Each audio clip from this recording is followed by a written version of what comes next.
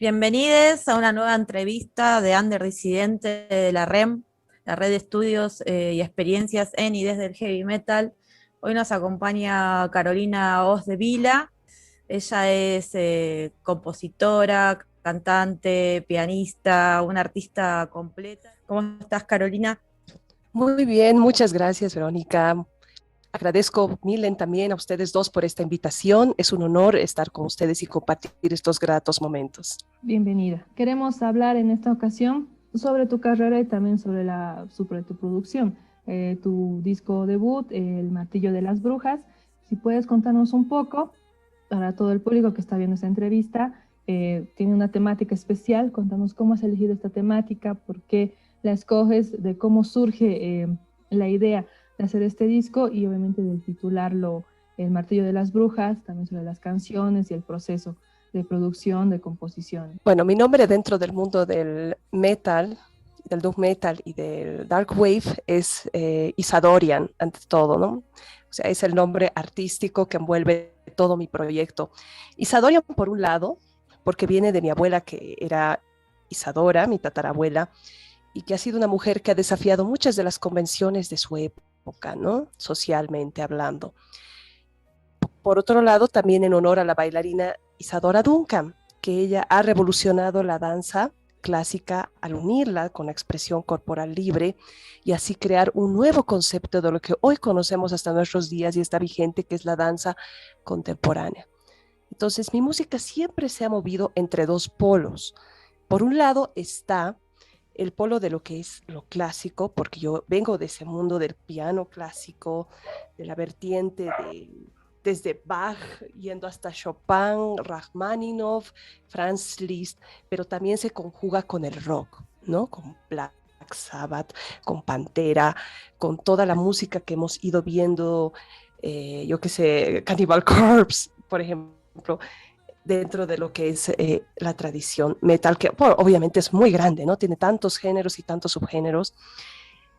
Esta conjugación entre lo clásico y lo transgresor y lo que va más allá de la norma, que sale Isadorian como proyecto y nace El Martillo de las Brujas, que es este disco que se ha basado mucho en el libro de Silvia Federici, que es una pensadora feminista muy conocida dentro de los estudios de la mujer, ¿no? Ella es norteamericana, creo que es de Nueva York, y ha escrito bastantes libros, pero sobre todo uno de ellos que me llamó la atención, hablaba de cómo Europa, durante la época del Renacimiento, es decir, el paso, el fin de la Edad Media para entrar a la Edad Moderna, donde surge el capitalismo, ha inventado a la bruja, ha inventado el rol de la villana. ¿Y por qué razón? ¿Qué es lo que sucedía? Después de la peste negra que había asolado este continente en el siglo XIV, cobrándose varias vidas como saldo, a las mujeres se las ha querido privar de ese rol que ejercían antes como trabajadoras hábiles, ¿no? Las mujeres tenían esa capacidad de hacer trabajos fuertes, podían hacer trabajos de albañilería, de construcción, eran muy preparadas y competentes en lo que eran las labores agrícolas, por ejemplo. Entonces, en la época feudal, antes de la peste negra, la mujer ha cumplido un rol muy activo, tanto como los hombres, en el mundo laboral. Pero después de que viene la peste negra, hay muchas bajas. Las élites, el poder, quiere volver a poblar Europa otra vez. Entonces ellos piensan que las mujeres están trabajando demasiado y cuando deberían estar haciendo hijos, ¿no? No deberían estar ahí produciendo.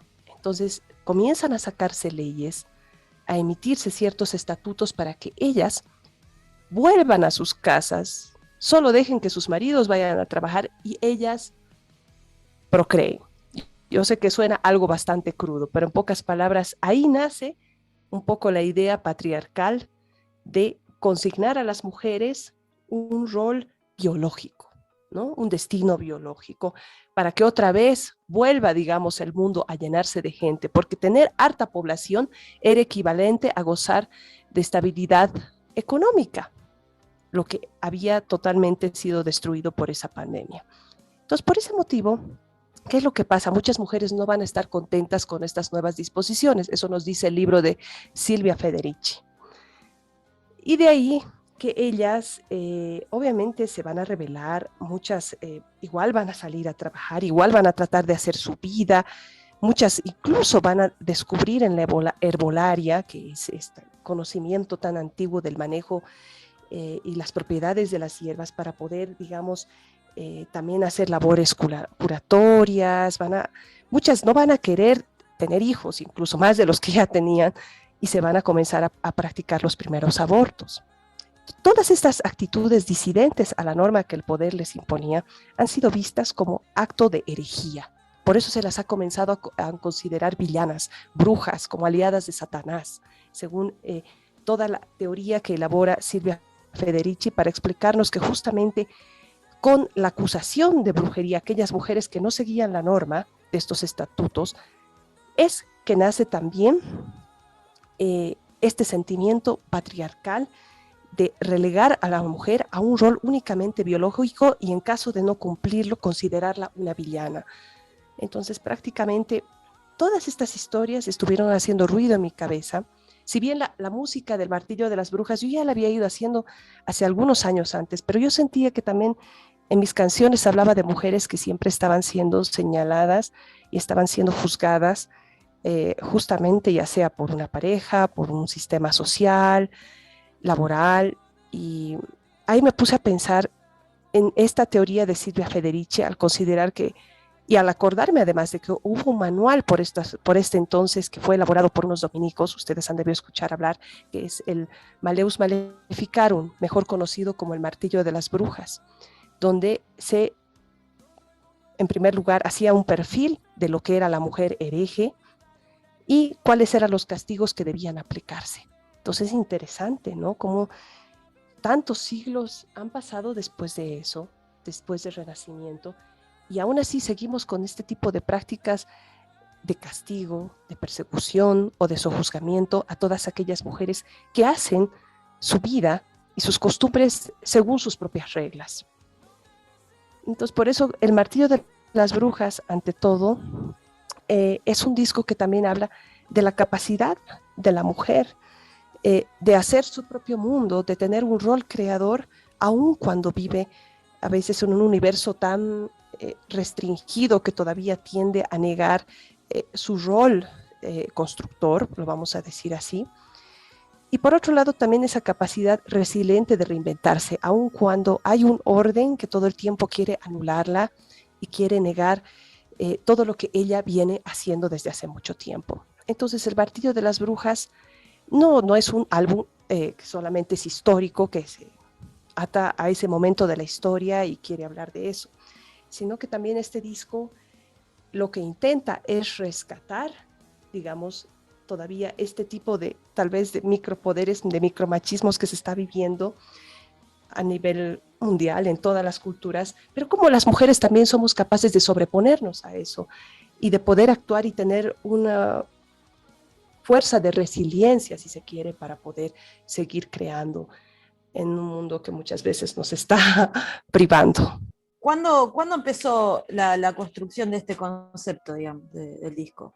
O sea, porque es algo que llevó un proceso, ¿cómo te, más allá de la historia, cómo te interpela a vos en tu vida personal, digo, ¿no? Esto de la resiliencia, de lo que nos pasa día a día y cómo el patriarcado, digamos, no nos afecta a cada una de nosotros. Bueno, considero que, como muchas amigas mías, colegas, he tenido malas parejas, no todas, pero algunas malas parejas y malas experiencias, algunas que me han marcado más que otras. Y eso me ha llevado a escribir canciones en momentos de vulnerabilidad, en momentos de ira, de impotencia. También estaba la situación laboral, ¿no? Había vivido algunos episodios, si se quiere, explotadores, no solamente por parte de jefes varones, ¿no?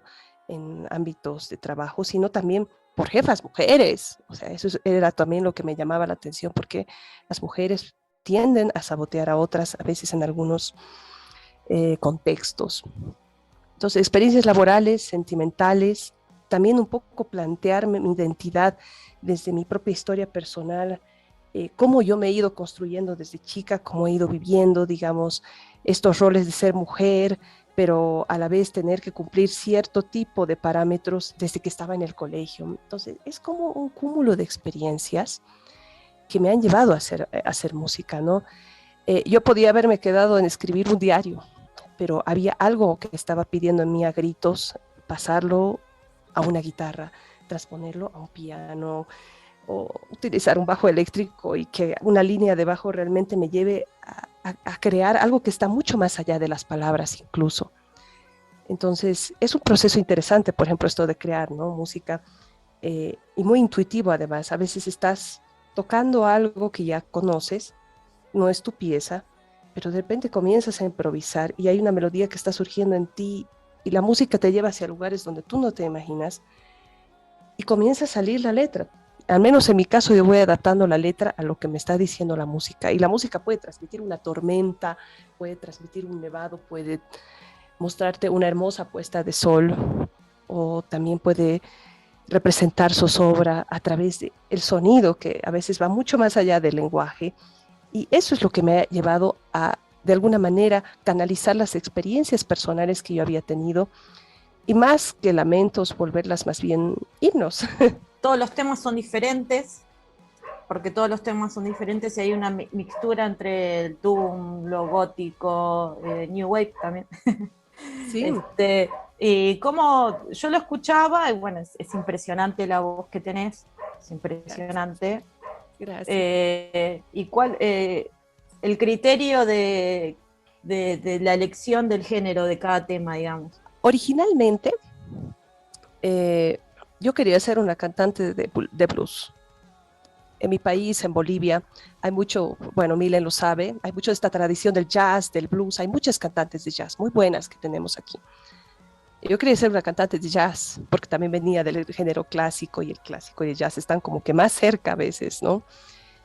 Y quería, pero de repente las melodías eran muy tristes y oscuras, ¿no? Eran muy ligadas a atmósferas más bien mucho más cercanas a lo que es el género gótico. Entonces, cuando entré al estudio de Fernando Padrón, que fue el productor que trabajó y le dio forma a este disco, él se dio cuenta que estas canciones no podían ser algo muy tierno, ligado al blues, romántico. Había algo que estaba más allá ahí sonando. Entonces me dijo, mira, tú puedes ser una buena tipa, puedes ser muy dulce, muy tranquila, pero tu ser artístico es un monstruito gótico. Entonces, él quiso explorar con el metal, ir más allá. Entonces, ha sido casi un accidente. Claro, yo escuchaba, obviamente, este tipo de géneros. Bueno, otros géneros más, yo trato de no cerrarme, ¿no? Dentro de lo que es esta recepción musical.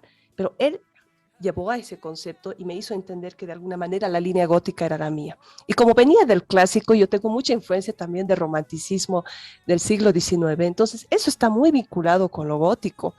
Voy a decir que no me fue difícil, digamos, entrar a estos géneros. Y bueno, tú has publicado el disco en 2019 y también lo has publicado durante 2020.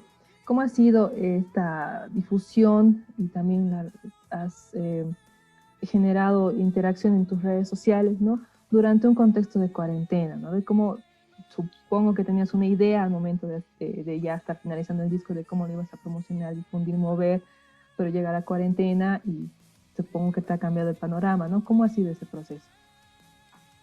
Bueno, ante todo, en realidad el álbum se terminó de grabar el 2019, pero estuvo ahí guardadito porque habían algunas incertidumbres. Tenía que ser originalmente un LP, una larga duración de 8 canciones, pero 2 no entraron porque no me han gustado mucho cómo han quedado, ¿no? Y además que no iban mucho con el concepto global de lo que estaba haciendo. Así que el 2020 decido lanzar en el contexto de la cuarentena. No sabía qué iba a suceder, la verdad. Me la juego.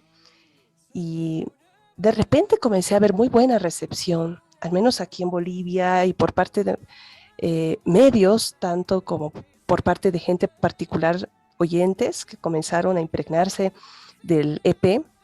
Y fue así que de alguna forma se ha ido construyendo poco a poco una comunidad en mis redes, una comunidad de fans, si se quiere, del concepto Isadorian, ¿no? Que es mi música, ¿no? Que Isadorian puede ser un personaje, pero también es un concepto musical. Y creo que si bien no he tenido mucha oportunidad de hacer presentaciones, he hecho algunos shows de streaming, sobre todo en el Festival de Sonidos de acá, manejado por Pato Peters, que ha sido este año, y en otros eventos mucho más pequeños. Y creo que se genera un nivel de empatía, tal vez porque las personas en este tiempo necesitaban la música como un canal para poder distraer todas las tensiones que se estaban viviendo en estos momentos de crisis sanitaria. Entonces creo que vamos bien y vamos creciendo poco a poco con honestidad, con humildad y, y viendo, ¿no? Que aun cuando hay obstáculos en esto, siempre hay que ver alternativas para seguir creciendo y difundiendo. Conociendo el contexto boliviano, estas últimas semanas aquí en el país han surgido muchas noticias, se está escuchando muchos casos de feminicidio, ¿no? Entonces, bueno, obviamente es temas súper sensibles. ¿Cómo ves, cómo se puede tomar desde tu arte, desde lo que haces, todo lo que nos está pasando? Creo que todas estas noticias que han mostrado que hay un índice tan alto de feminicidios aquí en Bolivia, en nuestro país, me hace sentir la necesidad de seguir hablando. Creo que es un material inagotable, ¿no? Y no solamente mostrar ese lado de la violencia que está muy presente en nuestras sociedades, que por cierto tienen una raigambre colonial, ¿no? Si nos damos cuenta en toda la construcción social que se genera alrededor de la expectativa sobre las mujeres. Siento que todavía eso me sigue molestando, tal vez incomodando, y no voy a dejar de escribir sobre eso, ¿no? Ante todo porque también, si se dan cuenta, chicas, dentro del metal, ustedes que están explorando este género, siempre ha habido un carácter de denuncia, ¿no? Es decir, siempre se ha mostrado de alguna forma todo aquello que la sociedad, por decoro, por recato, calla. Toda esa cara horrorosa del mundo, de la crueldad, siempre ha sido representada en el metal de distintas formas y conceptos por parte de bandas consagradas o bandas locales en distintos países. Entonces, de alguna forma, desde este lugar se puede poner en evidencia la violencia, la discriminación y la persecución que todavía están viviendo muchas mujeres, ¿no? Porque ante todo creo que la violencia es algo que también tiene un arraigo muy fuerte dentro de lo que es la educación en las familias, ¿no? Estos micropoderes que a veces operan como micromachismos en la relación que hay entre padres e hijos, que justamente es la transmisión de un conocimiento que se sigue y se sigue y se sigue reproduciendo pese a que ya han pasado tantos siglos y hemos tenido tantos avances, y creo que el siguiente disco va a seguir la misma línea, ¿no? Porque a mí me sigue interesando mucho, no solamente lo que estamos viviendo a nivel de violencia social, sino también la violencia mediática que viven también muchas mujeres que a veces llegan a alcanzar un cierto tipo de notoriedad. Eso también me interesa, ¿no? El tema de su juzgamiento, todo eso. ¿Cómo ves el movimiento de mujeres en la escena del metal aquí en La Paz o en Bolivia? Ante todo, creo que es interesante ver cómo ahora hay un espectro de más bandas con una chica ahí adelante como vocalista, como frontwoman. Cada vez hay chicas que están componiendo, más chicas que tocan instrumentos, que son más múltiples, si se quiere, incluso en su forma de realizar sus producciones, ¿no? Entonces, creo que la escena, la presencia de la mujer en la escena está ahora mucho más fuerte, está pisando fuerte. Y siento que si antes tal vez este universo era solo asociado a tipos dentro de la construcción del estereotipo de las masculinidades, tipos rudos, tipos oscuros. Creo que ahora no, ¿no? El género más bien muestra múltiples versiones de una artista mujer en este género. Y hay realmente excelentes bandas, ¿no? Que están haciendo muy buena representación de Bolivia, si hablamos de chicas. Black Widow es una de las bandas, por ejemplo, que tiene una vocalista femenina y es un concepto muy bueno que está ahí obrando, ¿no? Everfall también con Cris Fajardo, que es compositora, que es mamá, que es una mujer múltiple y ahora creo que se ha lanzado una carrera como solista, ha comenzado a hacer un EP solista, entonces es también una representación muy fuerte de metal. Lisa Aranda, que es una muy buena cantante también, que la he visto en varias bandas de metal. Eh, eh, Está también, por supuesto, Vic Labrie, ¿no? La Victoria Labrie, que es una cantante múltiple, ¿no? Que ha cantado en varios proyectos. Wow, tenemos una infinidad de bandas, ¿no? Hay una chica que les recomiendo bastante, no sé si la conocen, ella se llama Julia Scarrums, Julia Hexe, es su nombre artístico. Ella ha cantado en bandas muy importantes como Metástasis y bandas de géneros extremos, ¿no? Ella tal vez es una de las pocas artistas que hacen guturales, que pueden hacer también voces melódicas, pero sobre todo ella se ha centrado en el gutural. Ella ahorita está viviendo en Austria, pero creo que cualquier momento en que las circunstancias se den, ella va a tener un nuevo proyecto ahí, ¿no? Ella viene muchos años en la escena, así que ella creo que es una excelente artista. Tenemos varios, el espectro ha crecido, y eso es lo que me gusta, porque creo que las mujeres están sentando antecedente de lo que son capaces de hacer. Hay una red de músicas en Bolivia, como es en la escena metalera boliviana. Está bien, hay muchas mujeres desde siempre en los escenarios, pero ahora somos más. ¿Y cómo lo recibe la escena? Creo que la escena está muy feliz, ¿no? Hay una fascinación con que haya cada vez más chicas ahí al comando de hacer música. Ah, si bien hay un problema que ha caracterizado mucho la escena, es que a veces los músicos están muy dispersos, ¿no? Aquí en Bolivia. No se unen mucho las bandas o los proyectos para conformar una red. Pero recién creo, al menos eso es lo que he estado viendo, se estaba creando como una red de metaleros o algo así. Me parece que este músico Helmut Jansen, puede ser de Nordic Wolf, que es una banda de metal que tiene bastantes años, es muy buena banda. Él estaba comenzando a conformar una comunidad de metal, ¿no? Y espero pues que esta comunidad vaya integrando cada vez más bandas y qué mejor si estuvieran presentes las chicas también para mostrar, digamos, lo que son capaces de hacer. Igual volviendo al tema de la difusión, de circulación, ¿no? Tú eres un artista independiente, bueno, en Bolivia casi todos se manejan de esa forma, ¿no? Pero igual si puedes comentar cómo es ser un artista independiente en un contexto como el boliviano, donde, bueno, todos se buscan la forma de promocionarse, de hacer, incluso de grabar su disco, de la parte de masterización, se la hacen afuera a veces, entonces, no, si puedes comentar un poco cómo es ser artista independiente en Bolivia, y bueno, con un género que no es muy comercial, ¿no?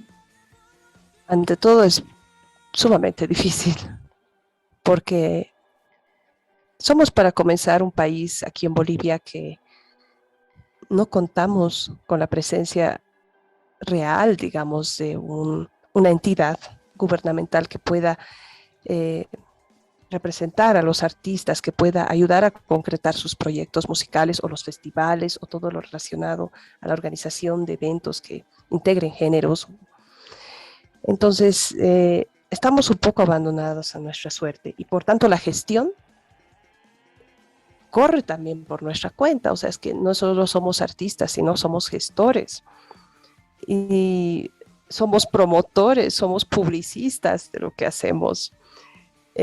Somos los encargados de hacer contactos porque tenemos que movernos. O sea, creo que el trabajo y la labor es más dura porque no acaba en tocar música, componerla, inspirarte, ir a un estudio y grabar. También trasciende a la esfera pública y ahí tú tienes que hacer como una especie de ejercicio de lobby para poder dar a conocer y difundir tu trabajo. Peor aún, para mí ha sido complicado porque en esta pandemia, imagínense, no, pues a un principio no se podía salir, ¿no? Después ya se pudo salir, pero tenías que ir haciendo contactos claves. Por suerte muchos también llegaban, esa es la ventaja y el beneficio de que te vayan conociendo cada vez más. Otros llegan sin que los llames y es fabuloso para mí porque se nota que realmente cada vez se está haciendo un mapa y rastreo de lo que es el trabajo de la escena. Pero ante todo creo que aquí sufrimos mucho, ¿no? Tanto de la falta de apoyo económico, como también lo que viene a ser apoyo incluso en el seguro sanitario para muchos músicos. Se ha sufrido mucho esta cuestión de que tantos artistas con COVID no hayan podido tener un seguro, ¿no?, médico que los respalde. Se ha intentado crear fondos públicos a través de un grupo de artistas para artistas, ¿no? Están todavía en eso, están grabando creo que conciertos así tipo streaming para poder recaudar fondos. Ojalá que les vaya bien, porque realmente creo que ser artista y independiente Bolivia es estar en la última rueda del carro, ¿no? Y ahora, en más, tenés programado este streaming que nos decías, ¿para cuándo? Estoy reuniendo las condiciones para el año. Un buen streaming con versiones nuevas de los temas, obviamente más acústicas, porque no cuento todavía con la banda, ¿no? Mi banda, al igual que yo, nos estamos cuidando mucho debido a los casos y al alto riesgo todavía de letalidad que existe. Así que, nada, estoy aquí preparando y estoy viendo para el año algunas presentaciones, streaming, y si es que se da la posibilidad en vivo, pues tendría que ser en lugares al aire libre, ¿no? Donde, digamos, no haya un riesgo de contagio entre el público que está ahí y el artista, ¿no? Y ahí sí tal vez puedo convocar, pero un formato de banda mucho más reducido, ¿no? No tan eléctrico, sino más bien en formato acústico. Eso estoy viendo todavía. Como les digo, todo es ahorita una incertidumbre, ¿no? Por ahora también estoy en la elaboración, pensando en la elaboración del siguiente material. Cuál va a ser el concepto. También ese es otro tipo de trabajo, porque un poquito tienes que sacudirte del anterior y tienes que ver qué es lo que te llevas y qué es ahora lo que descartas y qué es lo nuevo que vas a traer. Así que es eso el procedimiento. Súper, bueno, queremos agradecer a Carolina Oz de Vila por la entrevista, por compartirnos todo su trabajo, su experiencia aquí en nuestro ciclo de la red de experiencias ENI desde el heavy metal. Muchísimas gracias, Carolina. Bien, gracias.